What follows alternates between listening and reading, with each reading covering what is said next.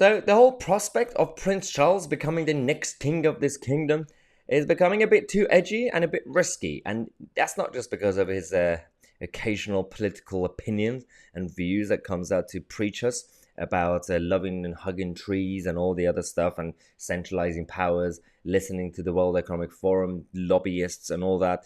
It's also some of the stories that have been coming out recently. One of them was receiving cash in a suitcase. Instead of suitcase of booze like Downing Street, he's got a suitcase of cash from the Saudis.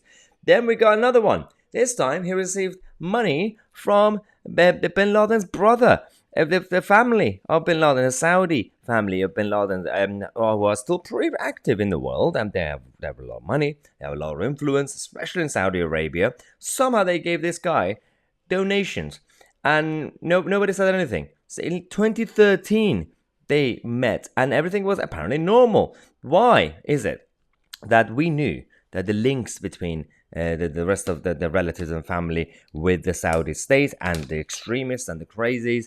So on the one hand, you say, well, you can't really treat them all the same ways, and someone could just happen to be a relative, but that's fine. But when you have Bin Laden, who is running the Saudi Bin Laden group, that is apparently a legitimate group in Saudi and around the world, they have a lot of power and influence and money. I don't think you should just look at it a bit like, well, it's just another company, it's just another, and they are simply donating money to Prince Charles because they are charitable.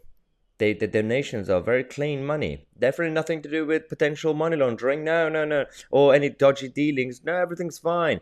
When in 2013, Prince Charles decided to meet with him, apparently that was normal. I mean, if the whole meeting was so innocent in 2013, then why were you not open with the public? Why was it kind of semi-hidden? Why was there no actual transparency involved? Now, there was some outrage in the Clarence house and just around the palace in general. Nobody said anything. One of his household staff said that it would cause national outrage if the news was leaked to the media, which is now leaked to the media.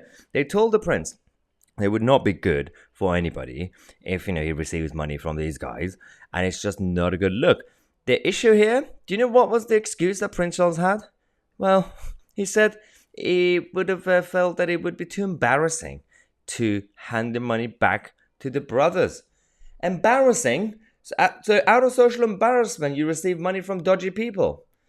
How can we rely on someone who's too embarrassed to run the country, to be the head of state and in charge of the crown? Now, I'm not going to go full-on Republican right now because I still believe in the system, well, at least in terms of the constitutional monarchy and parliamentary system. That's fine, but we have to call it out. We have to criticize. And I know I'm going to get into trouble for saying this, but it doesn't really matter. Someone has to say it. Someone has to be brave enough to actually bring up these discussions, because otherwise, if you're going to be too complacent about the person who's going to be given the crown, and if he's not going to learn from his mistakes, if he's too embarrassed, even if that excuse was actually genuine, that will be worrying, because you got corrupt, then you got incompetent, and put them all together.